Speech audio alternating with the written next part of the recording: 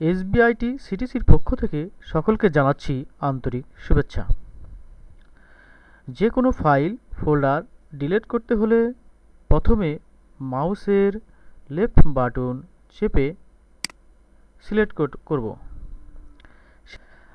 আমরা যে file delete করতে চাই সেটা অডিও, ভিডিও যেটাই হোক না কেন, ডিলিট করতে হলে কিবোর্ড থেকে ডিলিট চাপলে ইয়েস নো একটি মেসেজ আসবে।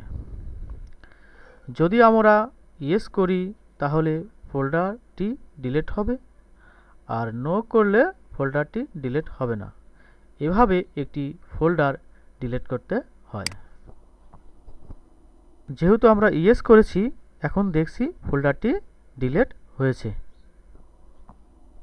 সবাইকে ধন্যবাদ।